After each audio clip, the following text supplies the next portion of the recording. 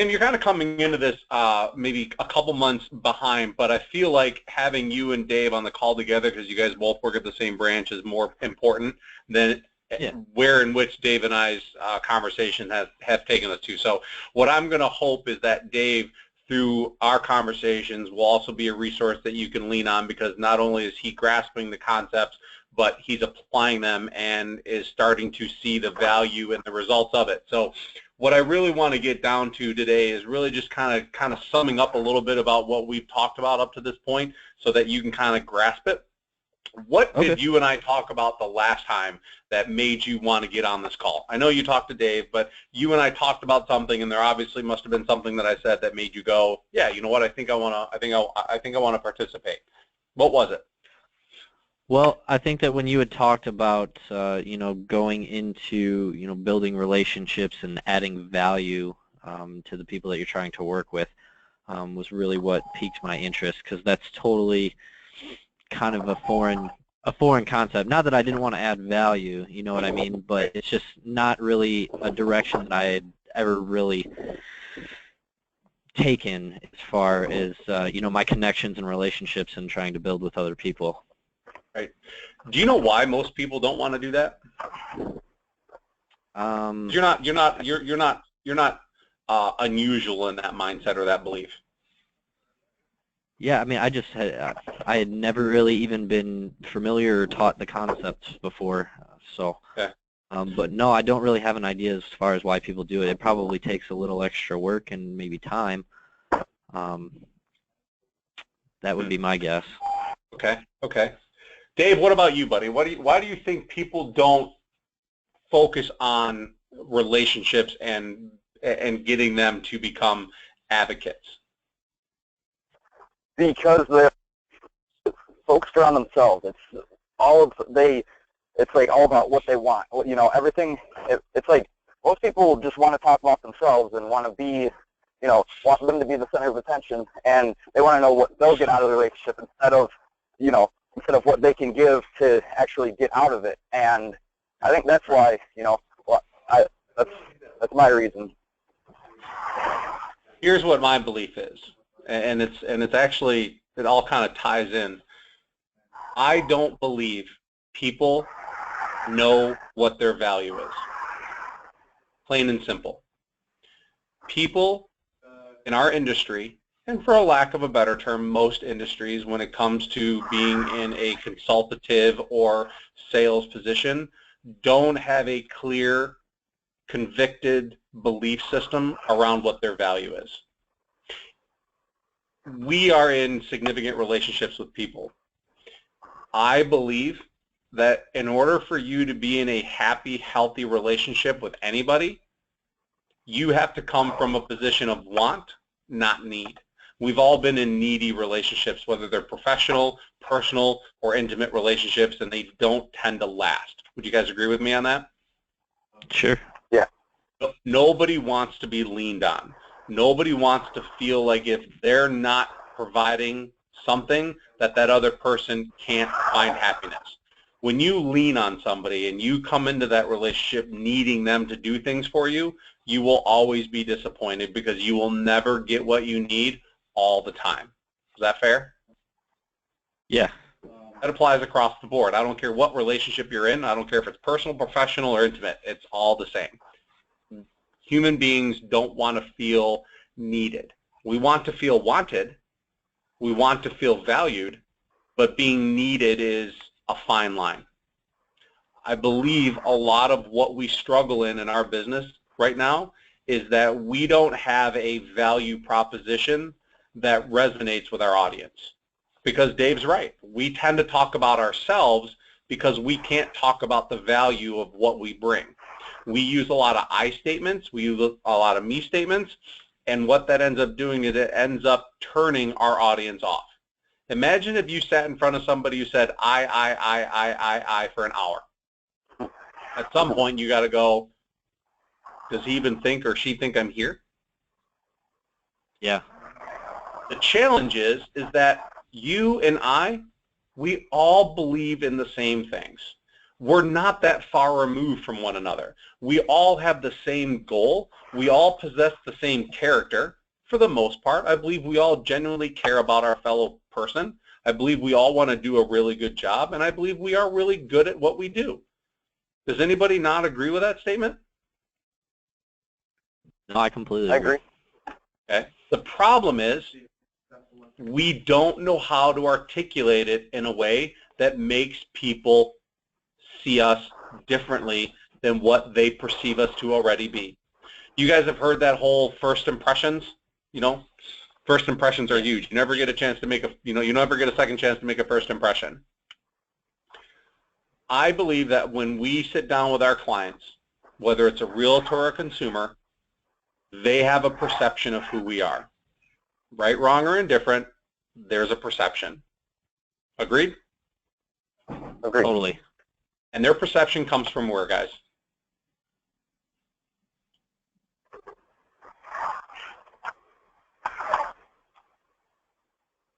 Where does their perception of what we do come from? From past experiences and That's from one. what and the message we deliver.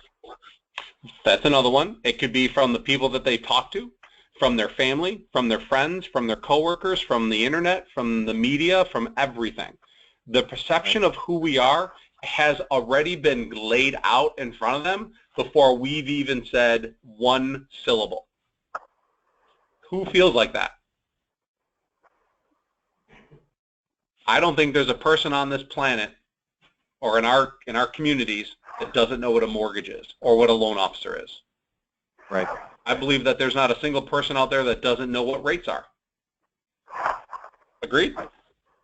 Yeah. Yeah, agreed. If you're looking at buying a house, there's a pretty good chance you've talked to at least one, if not 15 people and told them that you were buying a house and they've given them their perspective. Right? Yep. So what perspective do you want your clients to see? The perspective of everybody else's experiences or the perspective of what you plan on doing? Which one do you think plays more favorable to you? Option 2. Tim? Yeah. Totally. Why, Yeah, Tim, why does option 2 sound like it's a better option for you? For me? Because Yeah, Tim. No, I'm sorry. Why Dave, go ahead. why is you creating a perception of you better than somebody else creating a perception of you? I know it sounds generic, and I know it sounds like a stupid question, but hear me out. Well, because I feel like at that point, you can kind of dictate what you want them to know about yourself and how you want to relay that message. You have a chance to make a first impression, right? So what do you say to your borrowers? Because here's a secret that I'll teach both of you. Here's a secret that every client has. You guys ready? ready. Yeah. They're all thinking about whether or not they want to use you and why. Every single one of them. They're asking themselves, why do I want to use him? Every single one of them. So it begs the question. It begs the question, if you can't answer that for yourself, how are they going to? That's a good point. If you can't articulate your value, they're not going to be able to see it. That's why everybody talks about themselves. Everybody talks about me, me, me, me, me, because they don't have anything else to talk about. Now, you've got to understand what I'm saying here closely, because I know it kind of sounds a little confusing. How do you talk about yourself without using I statements? Therein lies the science behind this. Mm-hmm. Your role in providing value isn't to serve you. Your role in providing value is to help and to benefit the people of your audience. You can talk about your value, as it relates to how it helps other people. And by doing that, you're able to create a perception of who you are that's different than what they've heard before. Let me give you an example. Tim, are you on the computer? Yes, Okay. Do you have that? So you have your computer up? I do. All right, buddy. I don't think you and I have talked about this. I don't think you've even seen this. What's on my computer screen is my business logo. Can you read what it says? Can you read what it says? Yeah, triangle of business or of trust, business category mortgage group. Yep. Okay. Read the first couple words again. A triangle of trust. Mm-hmm. Do you have any idea what that means? I do not. Okay. Here's where I want you guys to put down every distraction, and I want you to listen very intently on this. This is the first step in building a foundation of what makes you different. The triangle of trust business is a visual cue to help people understand why you're different. It isn't about what you do. It isn't even about how you do it. It's about why you do it. See, the 3 points of a triangle represent the 3 people that are involved in any relationship. Most every one of your clients that you guys have closed or have been introduced to was referred to you by a third person. So let's take Jay Sprague as an example, since he's the common element in this. So Jay and I have a conversation and says to me, hey, Doug, I've got this LO, Dave, who I think could use some of your coaching. Can you help him? I said, sure. Let me see what I can do. Dave and I have a conversation, and I spend my time trying to figure out what his wants, goals, needs, and desires are. I don't profess to be the answer for all of his problems or challenges or issues. I simply provide him answers to the questions that he has, provide him the best possible value, and ask him that if I'm able to do that, if he'd go back to Jay and say thank you.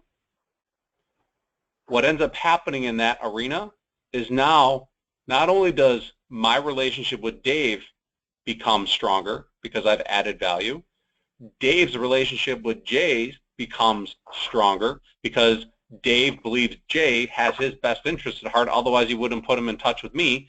So right now, my relationship with Dave is stronger, Dave's relationship with Jay is stronger, and what do you think happens to my relationship with Jay? It's stronger as well. It gets amplified. Now, we all can agree that that works pretty well, doesn't it? And it works well because all I did was try to provide a value to Dave. I didn't know what Dave's goals, wants, and needs were. My goal was just to help him achieve what he was looking for and to put my best foot forward. So I really care about what Dave's after. By caring about Dave, it inherently makes me care a lot about Jay because I care about Jay's and Dave's relationship. The byproduct becomes I have a stronger relationship with Jay. Now here's the cool part. Within a 4-month period of time, guess what happens? I get introduced to Tim. Why does Tim call me? Because Jay sees what I've done for Dave, and Tim says, I could use that help. Or Jay goes, you could use this help. So Jay calls me up and says, would you talk to Tim? I said, I'd be more than happy to. Talk to Tim once. Tim comes onto the phone and says, I'm ready for this. I think it'll be really helpful. Did I call Jay looking for business? No. Nope. Did I call Dave? Did I call Dave looking for business? All I did was ask Dave to go back to Jay and say thank you. And look at what happened. I've doubled my amount of clients in Jay's office just by making it apparent that I care about Dave and Dave's relationship with Jay. I don't know about you guys, but this can happen. If I can do it in coaching, I've done it for 20 years in originating. Does this fit for maybe the way you guys see how business could be done, or does it not make sense? Definitely, Makes it's definitely complete a sense. fit. Why do you think it works so well? Tim? You are I'll ask able. you. Oh, sorry. No, hey Dave, I want Tim to answer because I Sure. want him to get caught up. Yeah, I'm just gonna stay silent through the call. Is what I'm gonna do. No, you're not. You're not going to stay silent. I want to get Tim engaged. Right. Well, I want Tim to get, Tim to have Okay. the value here, and we went through a lot of this. So, Okay. What do you think, Tim? Why do you think it works so well? Asking them to say thank you, do you mean? Why do you think I got introduced to you? Why do you think me in this position was able to meet you? I mean, pretty much just how you had said, Jay had realized how much value you had added to, David Thomas and, helping him, grow, and I feel like he probably just saw the same opportunity with me. Okay. If I told you were wrong, would you believe me? Absolutely. You're the guru.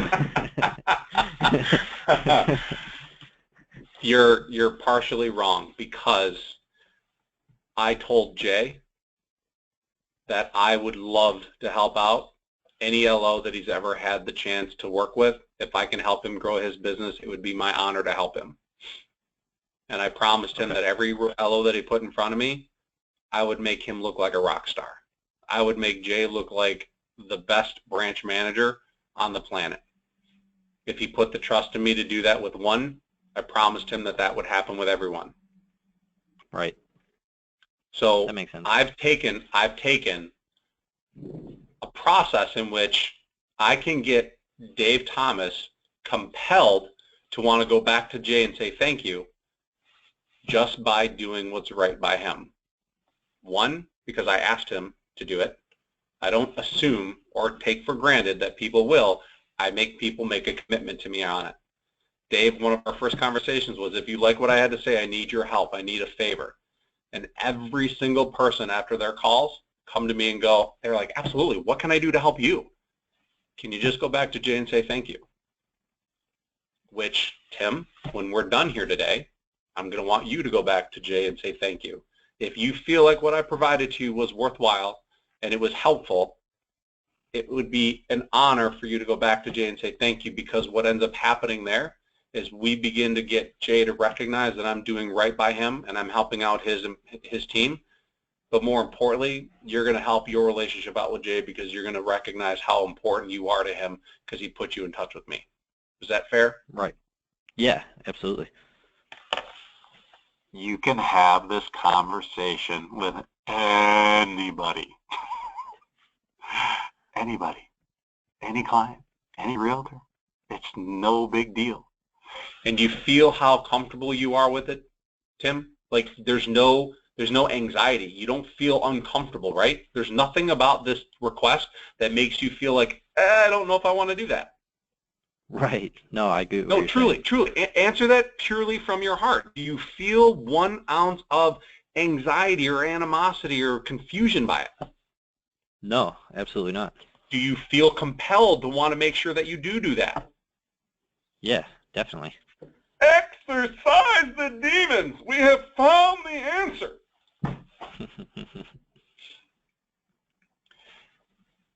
I promise you that the methodology and the idea behind this is to make it so that every day you come into work, you don't have to spend your day talking to people you don't know, like, and trust. You have to build up momentum. You have to capitalize on opportunities. It's not what I'm saying. At a point, you can build up such strong momentum by doing what God has given you to do. You've got a great talent and a great ability to connect with people. You've got a background of knowledge, you've got a background and experience, and you know how to communicate. Taking that information and going out there and recognizing that your role in originating loans is not to close mortgages. That's not what you get paid to do. You get paid to originate relationships, and the only way that you can originate relationships is either by convincing enough people to send you business or to go out there and amplify enough relationships where they feel so compelled to want to help you because you make them feel so good because they know you. I don't know which path appeals more to you, but for me, I spent 15, almost 20 years in my business fearing having to make cold calls. I couldn't do it. So instead, I took every client that came across my path and I amplified the relationship to its highest level. Case in point, I have an older couple, Wes and Nancy Clavin. I haven't talked to Wes and Nancy in probably about 8 years. Wes sends me an email over the weekend. His wife fell down the stairs. She's 78. They didn't want to move, but stairs are no longer in their future, and they've got to get out. Well, I called him on a Saturday. We chatted for a couple minutes. I called up one of my realtor agents, said, can you go meet with him? They met with him today. He sent me another email, says, I need to meet with you so we can get started on helping us sell the home and working on our numbers to help buy a new one. And the email that he sent, and I'll show you, as a matter of fact, it's Tim, it's on the computer screen. So this one on the bottom says, for better if we were renting. We look forward to dealing with you, Phil and Bev, and making this happen. This is a client that I haven't talked to in 8 years. There's not a question regarding rate. There's not a question regarding what realtor they should use. They're coming to me looking for my advice. They're coming to me because I'm the consultant. And why do you think I got to this place? Why do you think I have a 79-year-old couple calling me after 8 years going, what should we do? Do you think it happens by accident? It does not. It comes because of how deliberate and intentional my dialogue and my efforts are with every one of my clients. My wife Denise runs my practice right now. She's got 2 more of my clients that I haven't talked to in 8+ years. One's buying a lake house and the other one's buying their second house. They're moving up and buying another home. None of them called me up and asked me about rates and fees. But my past clients still call me even though I don't talk to them. And frankly, they have another LO who took over my database who emails and markets them. Like they're being solicited by somebody that I know, and they still pick up the phone and call me. I want you guys to really think about that for a moment. Why? Why do you think people, after so long, still want to talk to me? Is it because of the rate that I gave them? Is it because of the fees that I charged? It was the way that I made them feel. That cliche holds true. I tell you in business more than anything. People will forget what you say, but they will never forget how you make them feel. And I know it sounds hokey, but when you realize that a current client becomes a past client, your past clients, with enough past clients, can generate you a pretty significant income. I closed $15 million in loan volume in 2012, which was my last active year of originating. 63% of it came from past client referrals and current client referrals. Wow. True. Ask yourself, if Doug can do it, anybody can. I'm not that good of a loan officer. I frankly am horrible. I think, Tim, you have background being an underwriter and a processor. Underwriter, yeah. Yeah, you're probably better at being a loan officer than I ever was. I was a horrible loan officer. I was the loan officer that you hated getting files from because they were never complete. I could never read a 1003. I could never look at a pay stub and determine what was a deduction and which was a which one was an actual pay. I couldn't read a bank statement, look for NSFs and any of that stuff. I couldn't average 2 months. I mean, I was horrible at being a loan officer. But what I was really good at was originating. And there's the distinction between the two. Being an originator is how you originate relationships. Being a loan officer is how you take the task and the tactical side of our business and get it to closing. And there's a role. You have to play both. But I promise you, if you spend enough time with me, I'll teach you how to be an originator while you're a loan officer and how you can capitalize on the stuff that you do every day that you probably hate doing, but you'll take it as an advantage because that'll be a chance for you to orchestrate referable moments. That'll give you a chance to amplify relationships and to spread goodwill and get new business, not by accident, but by design. You will orchestrate situations that you will learn to capitalize on and create momentum by asking people for help. Does that make sense? Hey, Doug. Yeah, Dave. What's up, buddy? Can I just kind of give some other feedback and just some, I guess, other things that happened, some like a recent experience because of what you have taught and preached the past few months that we've been talking about what happened to me yesterday in the office when I was meeting with clients. So Tim, what do you think? He's got. Yeah, I'd love it. Well, hey, Cool. Dave, before you jump into that, Tim, did what I just say make sense?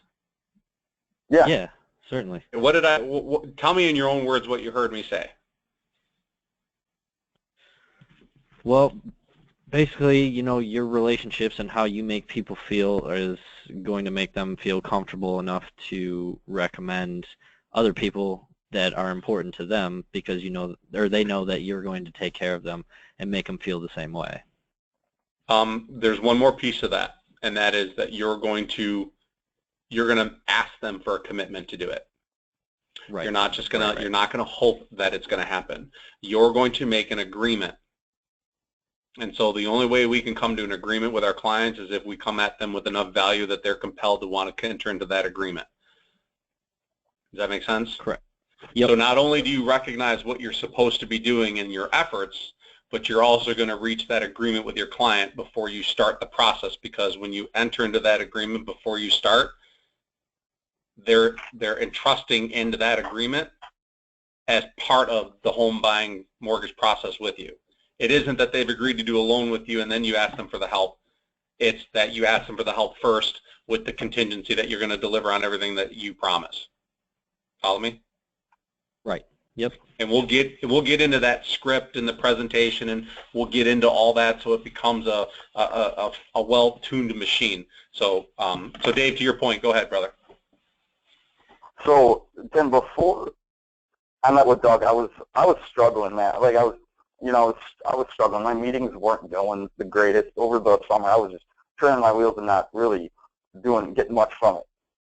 I listened to what Doug was saying, and at first, I was like, yeah, definitely I'll listen. And the more and more he got farther in depth with it, the more I bought in, and then the more I started implementing this his system into my business. Yesterday, I had a client in my office that we're working on getting his deal closed, and I'm helping him with disclosures. He needed some help with ESA and whatnot, and without even me asking, he told me that, he said, thank you, and I'm going to refer you to everyone I know. And I didn't even ask for the referral at that time. I was about to, but I didn't even ask him. And because of giving him great customer service, doing my job, but also amplifying the relationship to how Doug's teaching us, to where it's literally changed my entire business and the outlook on how I approach scenarios.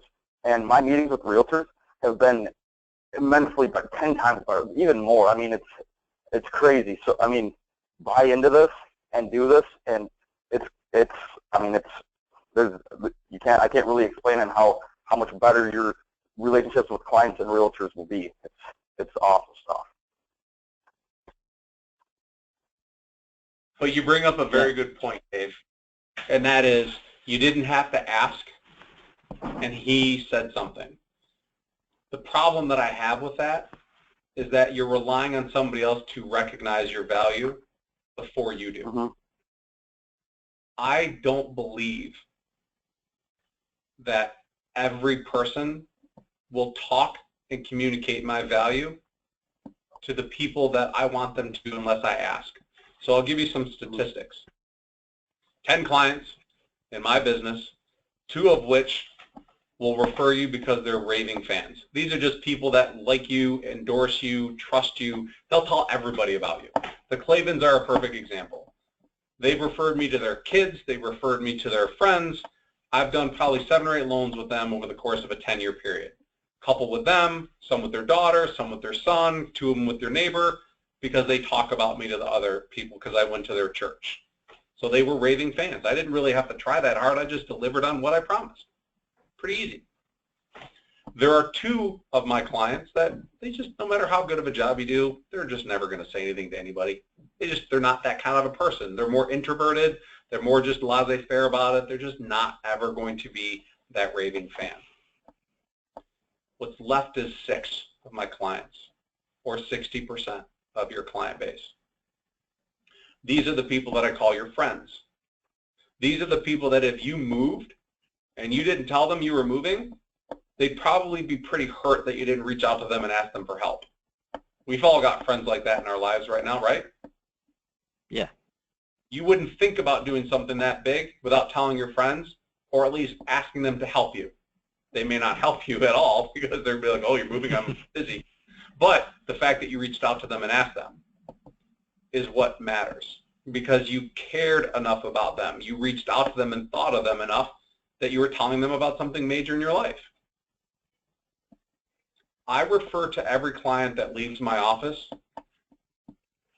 as, isn't it nice knowing that you have a friend in the business now? Not a friend that you're going to have dinner with or have over for drinks, but just somebody that they recognize who thinks and acts and wants the same things they do. That's who my friends are. So when I refer to my clients as my friends, it's more of a statement of I want them to see me as somebody who they can trust, who they know has their back. And when I say that, it also paints the picture of, that's why I can ask you for help. See, I can't build my business on my own.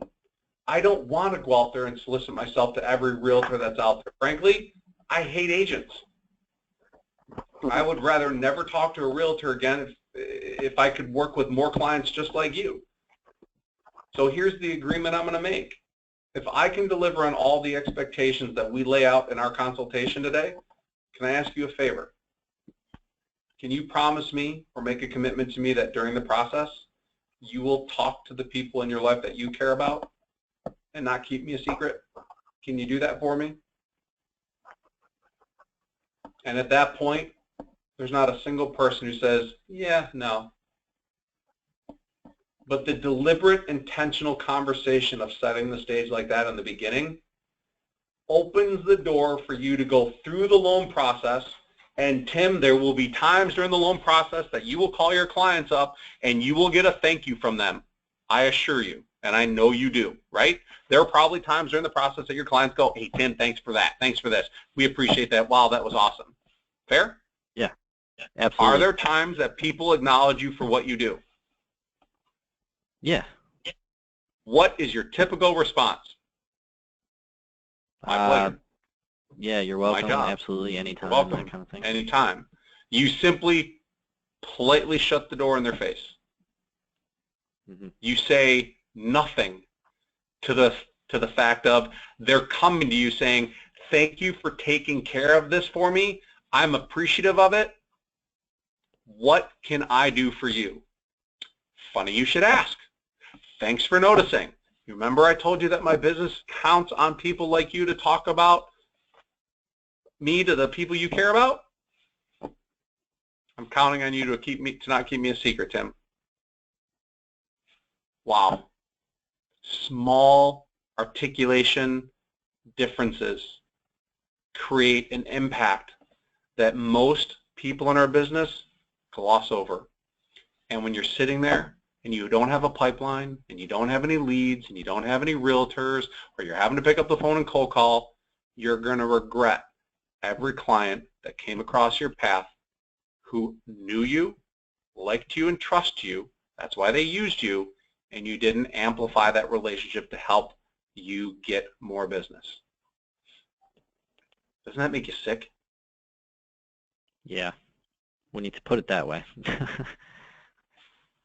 There's no other way to do it. You could go out there and there are other ways to generate business. This is simply one way in which you can grow your business. But you can go out there and Thor's hammer it till you're blue in the face. Go out there and call 30 agents for 12 weeks. That process works too. But unless you have a message and unless you have a value proposition, you're not going to have much success with it. But when you master the art of your value proposition and you can use the triangle of trust script if you want, you can take the logo, I don't care what you guys do with it, you guys can create a value proposition that people buy into. See, people don't care about your rates. They ask you that because they don't know any other questions to ask. People don't know what you're capable of doing because they don't know what the capabilities are that you have to have.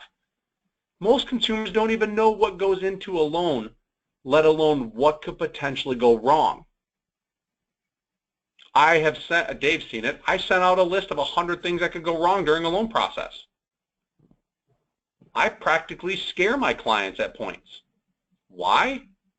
For the same reason a doctor sits down with you and says, there's a chance that if we give you anesthesia, you could die under the knife. But doc, I'm only getting my bicep repaired. Well, it's a potential. God, wow, man, that puts it in perspective.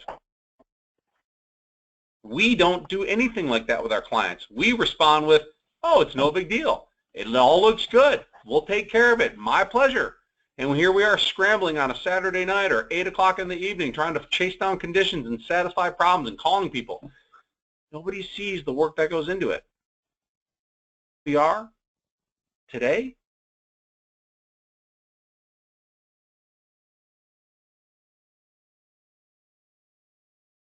I'm hoping these calls will give you, Tim, like what I've done for Dave.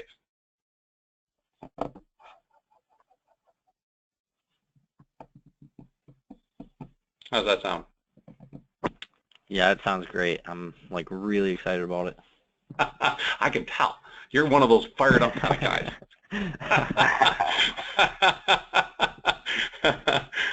You're like Jalen Hurts of Alabama. I don't care what the situation is. You've got the same look on your face and the same mannerism. You could be raging on the inside, but you were just one cool customer. Yep. I like it. I like it.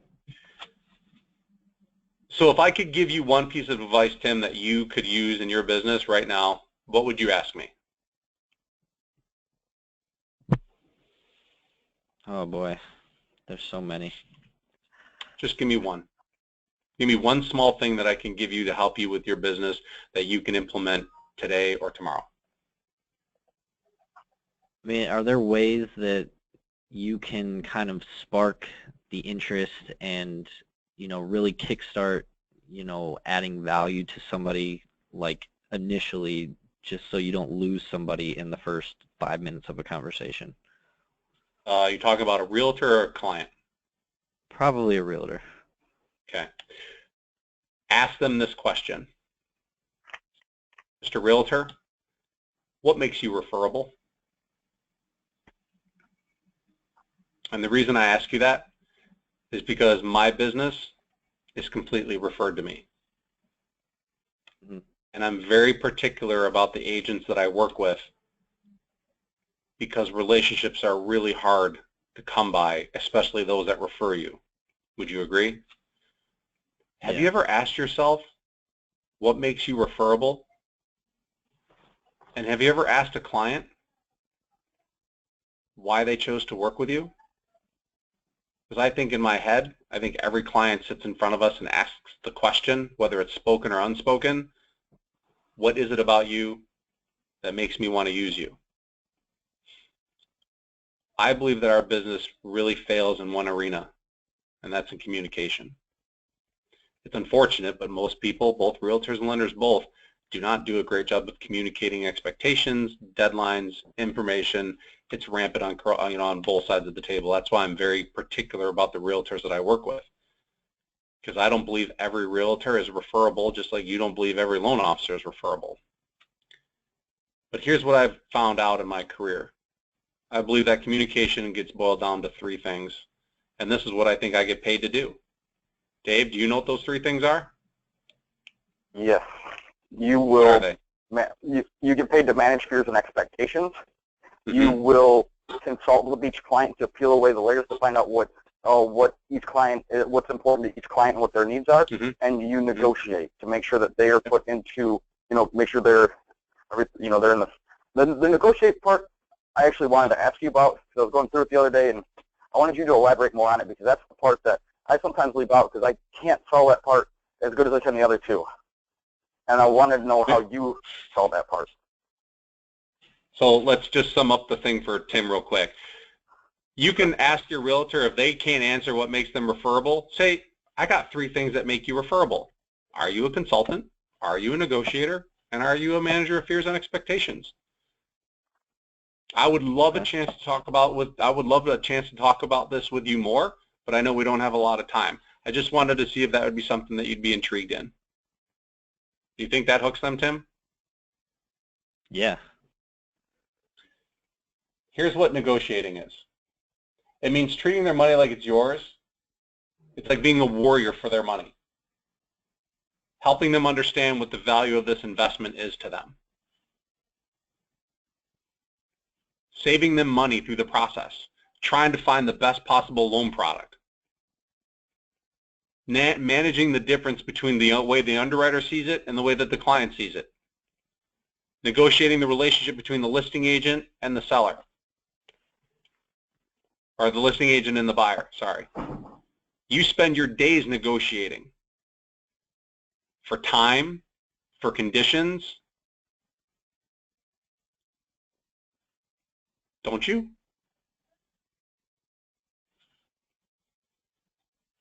Don't you? Yeah. You are a consultant who peels away the layers better than anybody. You ask the questions. You don't take things for granted. You negotiate. A realtor's job is negotiating the best price on the home for them and the best possible occupancy. Your job as a loan officer is to navigate and negotiate the best possible approval and the best possible list of conditions and the best possible list of documents that the borrower has to provide with the bank, with the lender. And above all else, you are an expert at managing people's fears and expectations, because at the end of the day, if you can do all three, you successfully amplify relationships, period. Now, I don't know, Mr. Realtor, if that's something that you'd be interested in doing, but the reason I'm sitting here in front of you is because I'm not sure if you are a good fit for my team. And just like I'm sure you're sitting in front of me thinking whether or not I'm a good fit for your team. But when you focus on building relationships and amplifying them, my number one goal is to make sure every client you put in front of me comes back to you and says, thank you. Does the lender you work with right now care that much about you? Yeah. If he or she doesn't, maybe there's a better way to do it. I'd love to talk to you more in detail about it. Right. How's that sound? Yeah, that sounds great. Now, I'm recording this call so you can listen to this again when I'm done doing the, the conversion. Yeah. Does that help answer the question?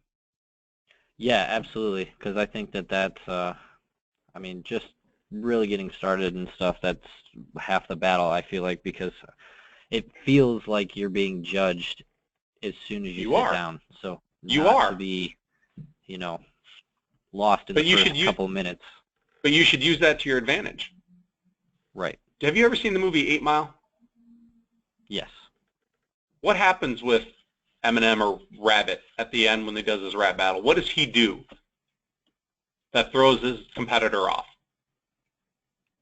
Anything that they can use it against him, he throws him he throws himself under the bus. Right. So you know what they're thinking. So if you want to be a professional, why don't you bring up the conversation before they do? Hey, Mr. Realtor, I know you're sitting here. Well, thanks for meeting with me. In all fairness, I know that you're judging me, and I'm trying to figure out if you're going to be a good fit for me and my business. Can we just can we just put something to the side right now? I want you to be okay with, at the end of this meeting, if I'm not a good fit for you, I want you to know that it's okay for you to say, I'm not a good fit. But I want the same respect back, because I'm also interviewing you to decide if you're a good fit for me. And at the end of our meeting, if I don't think you're a good fit for my business, can we just shake hands and part friends and see each other around town? Is that fair? You will put every realtor on their heels because they won't know what the hell to think of that. You want to be a professional? Know what your audience is thinking before they say it. You want to impress people? Get inside their head.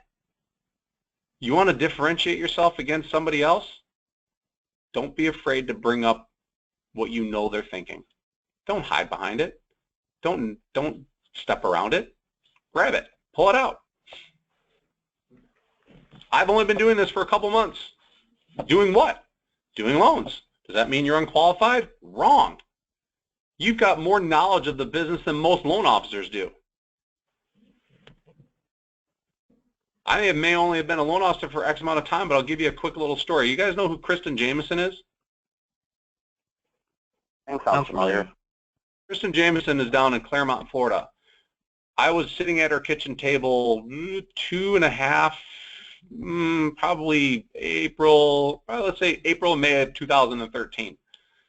She was working for a shop where she was a processor making $35,000 a year in Claremont, Florida. She was a satellite office. And she said, you know what, I can't do it anymore. I hate working for this company. I can't stand LOs. What else am I going to do? And she goes, I'm going to be a loan officer. Well, most people who are underwriters and processors don't make good loan officers because the personality type is different, right? I mean, most people, what makes a CPA a good CPA is not what makes somebody a good salesman. Fair? Fair. So a lot of us at the company thought that she was going to be she was going to find out the reality. We weren't going to stop her, but we were going to, support her. This year, she closed $45 million in loan volume. She's been a loan officer for 2.5 years and is arguably the highest producing single loan officer in this company. Because she cares, she delivers on what she promises, and she knows what she's talking about. And that's more than I could say for a loan officer that's been in the business for 15 to 20 years. And if time on the job is what matters most to you, Mr. Realtor, why are you not getting all the business that you deserve? Why can't you tell me what makes you referable? A realtor is not going to be able to answer the questions that you have in their head because they don't have any questions. They're expecting you to be the interviewer. I always like shifting the boat right out of the gates. So, thanks for meeting with me.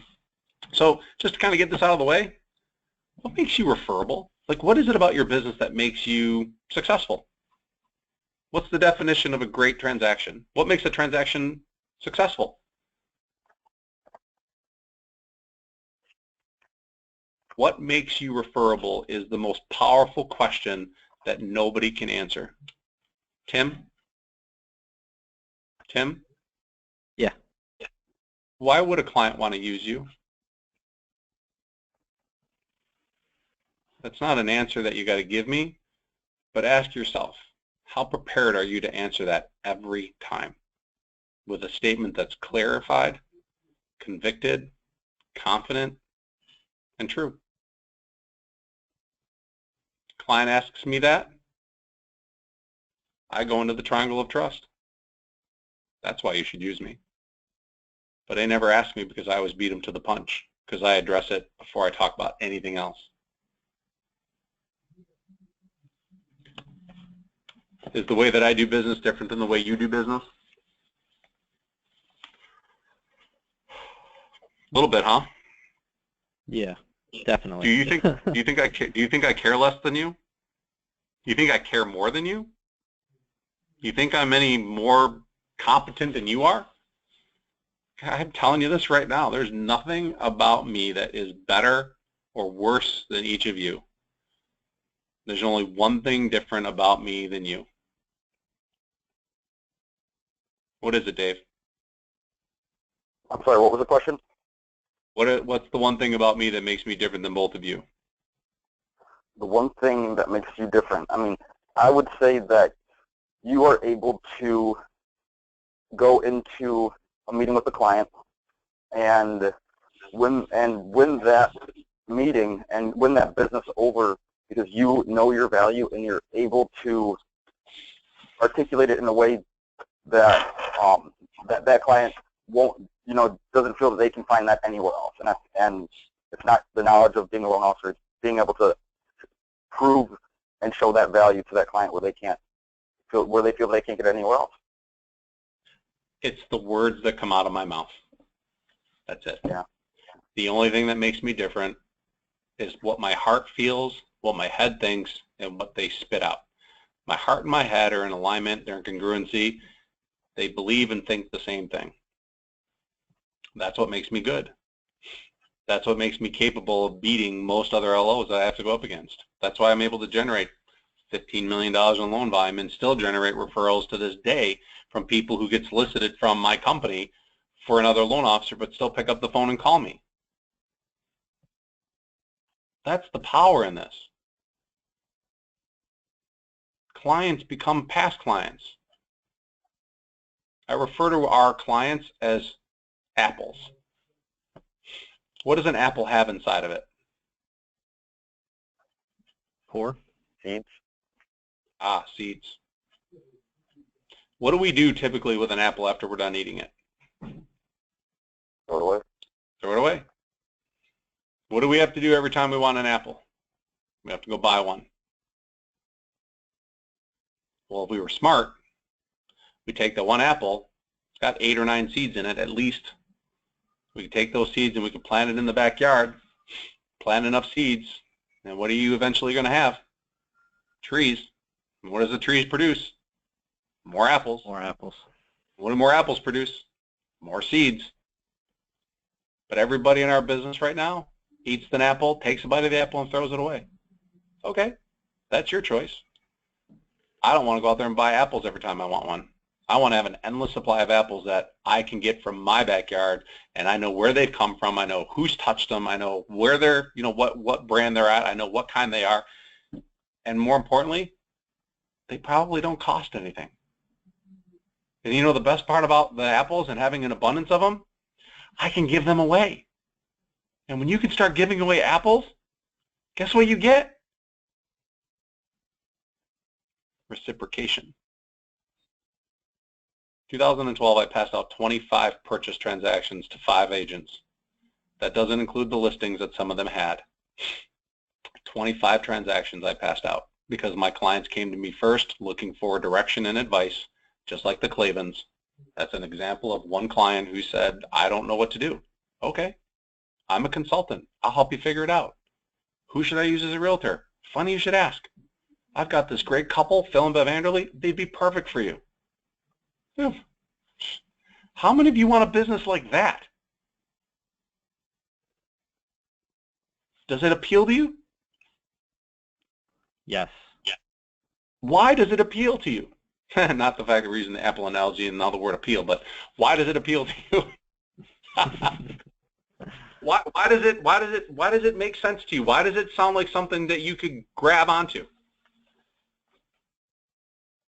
I mean, in the grand scheme of things, it seems a lot simpler than the cold calling and the annoying salesman. How about it's more validating? It's more fulfilling.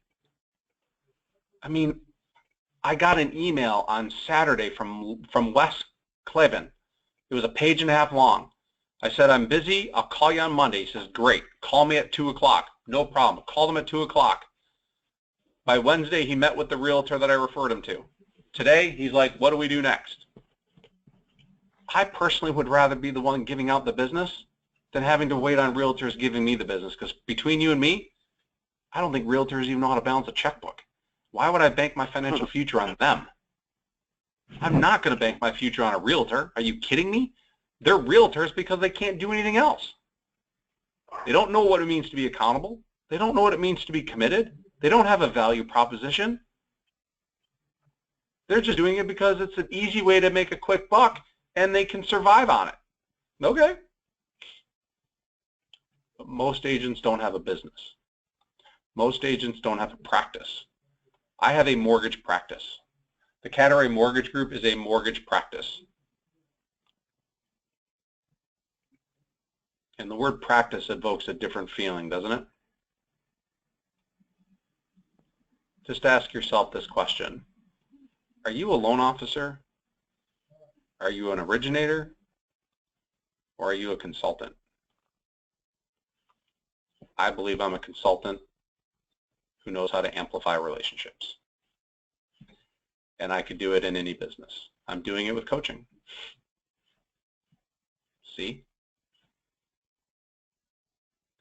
Tim, you probably feel like you could go talk to Jay and say thank you genuinely, right? Yeah, sure.